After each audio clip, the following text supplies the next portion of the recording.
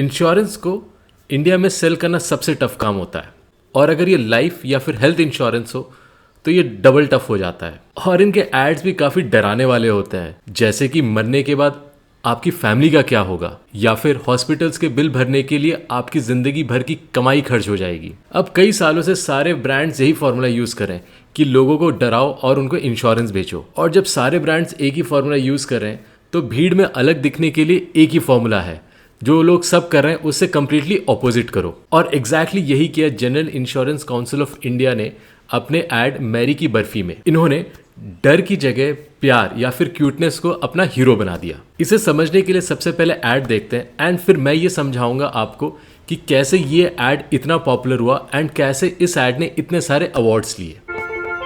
Good morning. ये अब उनका मैरी आंटी बहुत प्यारी है। 12 साल से सबको बिस्कुट खिला रहा है, पर अपने हाथ से सिर्फ अपन को। आप उनके साथ मस्करी भी बहुत करता है, बोलता कैच बॉल फेंकता ही नहीं है। बहुत स्मार्ट हो गया है तू। स्मार्ट तो अपन पहले से ही है ना आंटी। उस दिन थोड़ा आंटी को ना लेट हो गया, अपन को बोला वो शर्ली है ना, उसने अपन को रोक लिया। आंटी अपन को बहुत प्यार करता है, डैनियल से भी ज्यादा। बेचारा मेरी आंटी, उनका मेट कभी टाइम पे आता ही नहीं। शांता भाई नहीं नहीं नहीं नहीं नहीं, डोंट टेक हर। और जिस दिन आया गीला पोछा मारा, आंटी का पैर फिसला और टक से उनका हड्डी टूट गया।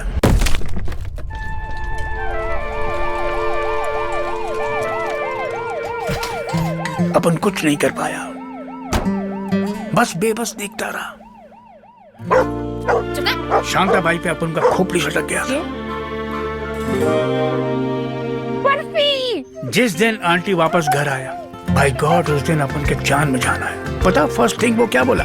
बर्फी, अपन को सब कहता था हर साल हेल्थ इंश्योरेंस पे काय को पैसा उड़ाता है। अब देख 2.5 लाख का क्लेम पास हुआ है। मैन अच्छा लोगों के साथ अच्छा ही होना मांगता है। आंटी अच्छा किया, हेल्थ इंश्योरेंस लिया। अच्छा किया, इंश्योरेंस लिया। जैसा कि मैंने स्टार्टिंग में कहा था, किसी भी आदमी को कन्विंस करने के दो तरीके होते हैं। पहला तो उसे डराओ धमकाओ एंड उसे अपना सामान बेचो, या फिर उसे बिठाओ, प्यार दो, लाड दो एंड प्यार से अपने प्रोडक्ट को उसके सामने रखो। एंड ये तो सबको पता है, क्यूटनेस दो चीज़ों में भर भर के रखी है।